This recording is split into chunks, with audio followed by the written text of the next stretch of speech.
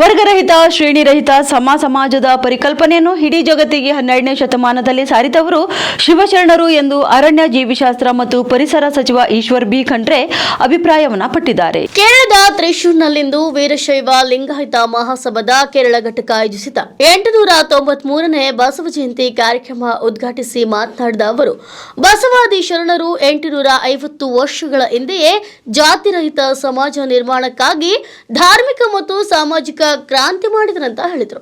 ಇನ್ನು ವಿಶ್ವಗುರು ಬಸವಣ್ಣನವರ ಜಯಂತಿಯನ್ನ ಕರುನಾಡಿನ ಆಚೆ ಕೇರಳದಲ್ಲಿ ಆಚರಿಸುತ್ತಿರುವುದು ಸಂತಸದ ವಿಷಯ.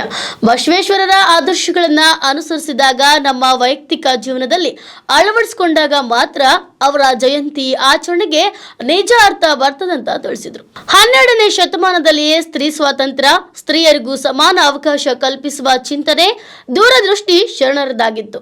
ಆಗ ಸಮಾಜದಲ್ಲಿ ಅನಕ್ಷರತೆ, ಅಸ್ಪೃಶ್ಯತೆ, ಅಂಧಕಾರ, ಬಡತನ, ಮೌಢ್ಯ, ಕಂದಾಚಾರತೆ ಇತ್ತು. ಅಂತಹ ಕಾಲಘಟ್ಟದಲ್ಲಿಯೂ ವೈಜ್ಞಾನಿಕ ತಳಹದಿಯ ಮೇಲೆ ಸಮಾಜದ ನಿರ್ಮಾಣದ ಗುರಿಯನ್ನ ಇಟ್ಟುಕೊಂಡು ಸ್ವಾತಂತ್ರ್ಯ, ಸಮಾನತೆ, ಸೋದರತ್ವ, ಸಹಬಾಳ್ವೆಯ ತಳಹದಿಯ ಮೇಲೆ ಉತ್ತಮ ಸಮಾಜ ನಿರ್ಮಾಣಕ್ಕೆ ಪ್ರಯತ್ನ ಮಾಡಿದ ಬಸವಾದಿ ಶರಣರು ಇಡೀ ಜಗತ್ತಿಗೆ ಆಧುನಿಕ ಸಮಾಜದ ಪರಿಕಲ್ಪನೆಯನ್ನ ನೀಡಿದ್ದಾರೆ ಎಂದರು. ಇಡೀ ವಿಶ್ವಕ್ಕೆ ವೀರಶೈವ ಲಿಂಗಾಯತ ಸಮಾಜ ನೀಡಿರುವ ಕೊಡುಗೆ ಅನುಪಮವಾಗಿದ್ದಿದೆ.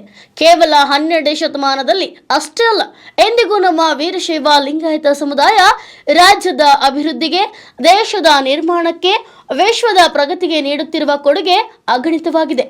ವೀರಶೈವ ಲಿಂಗಾಯತ ಮಠಮಾನ್ಯಗಳು ಎಂದಿಗೂ ಆಶ್ರಯ, ಅನ್ನ, ಅಕ್ಷರ ಎಂಬ ತ್ರಿವಿಧ ದಾಸೋಹದ ಜೊತೆಗೆ ಸಂಸ್ಕಾರವನ್ನ ನೀಡಿ ಮಾನವ ಸಂಪನ್ಮೂಲದ ನಿರ್ಮಾಣದ ಮೂಲಕ ಜಗತ್ತಿಗೆ ನೀಡುತ್ತಿರುವ ಕೊಡುಗೆ ಅನನ್ಯವಾದುದು ಅಂತ ಬಣ್ಣಿಸಿದರು.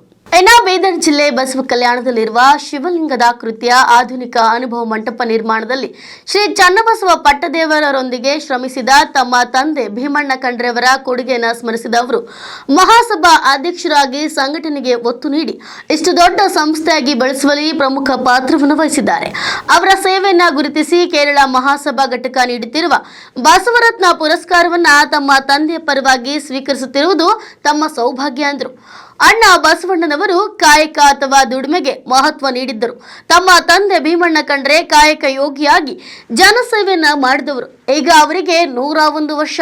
ಹೀಗಾಗಿ ಅವರ ಪರವಾಗಿ ತಾವು ಪ್ರಶಸ್ತಿ ಸ್ವೀಕರಿಸುತ್ತಿರುವಾಗಿ ತಿಳಿಸಿದರು. ಬಸವ ದರ್ಶನ ಸಾರ್ವಕಾಲಿಕ, ಇಂದಿಗೂ ಬಸವ ತತ್ವ ಪ್ರಸ್ತುತವಾಗಿದೆ.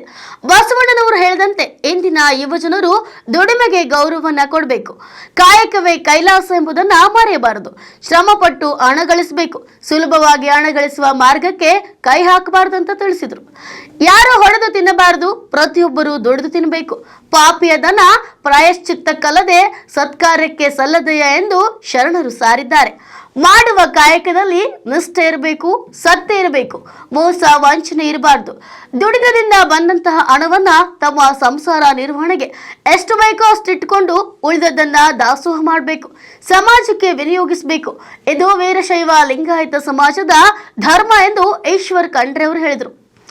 ನಮ್ಮ ಯುವಜನರು ಮೇಧಾವಿಗಳಿದ್ದಾರೆ, ಪ್ರಜ್ಞಾವಂತರಿದ್ದಾರೆ, ಬುದ್ಧಿವಂತರಿದ್ದಾರೆ. ಆದರೆ ಇವರ ದಾರಿ ತಪ್ಪಿ ಹೋಗದಂತೆ ಎಚ್ಚರ ವಹಿಸಬೇಕಾಗಿದೆ. ಯುವಜನರೇ ಎಂದಿನ ಸಮಾಜದ ಆಧಾರ ಸ್ತಂಭ. ಹೀಗಾಗಿ ಯುವಜನರನ್ನ ಸರಿದಾರಿಗೆ ತರಬೇಕಾದ್ರೆ ಅವರಿಗೆ ವಚನದಲ್ಲಿನ ಸಾರವನ್ನು ತಿಳಿಸಬೇಕು. ಯುವಜನರನ್ನ ಸಮಾಜದ ಮುಖ್ಯವಾಹಿನಿಗೆ ತರಬೇಕು.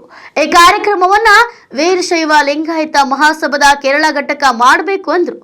ಸಂಘಟನೆಯಲ್ಲಿ ಶಕ್ತಿ ಇದೆ, ವಿಘಟನೆಯಲ್ಲಿ ದುರ್ಬಲತೆ ಇದೆ. ನಮ್ಮಲ್ಲಿ ಏನೇ ಸಣ್ಣ ಪುಟ್ಟ ಭಿನ್ನಾಭಿಪ್ರಾಯವಿದ್ರು ಅದನ್ನ ಮರೆತು ಸಮಾಜದ ಹಿತದೃಷ್ಟಿಯಿಂದ ನೀವೆಲ್ಲರೂ ಒಗ್ಗಟ್ಟಾಗಿ ಸಮಾಜದ ಅಭಿವೃದ್ಧಿಗಾಗಿ ಶ್ರಮಿಸಬೇಕು, ದುಡಿಬೇಕು ಎಂದು ಈಶ್ವರ್ ಖಂಡ್ರೆ ಅವರು ಪ್ರತಿಪಾದಿಸಿದರು. ಕೇರಳ ಮಹಾಸಭಾದ ರಾಜ್ಯ ಘಟಕದ ಅಧ್ಯಕ್ಷ ಬಿನುಕೆ ಶಂಕರ್, ಸೋದರಿ ಸರಸ್ವತಿ, ಬೆಂಗಳೂರು ಮಹಾಸಭಾದ ಕಾರ್ಯದರ್ಶಿ ರೇಣುಕಾ ಪ್ರಸನ್ನ ಮತ್ತಿತರರು ಉಪಸ್ಥಿತರಿದ್ದರು.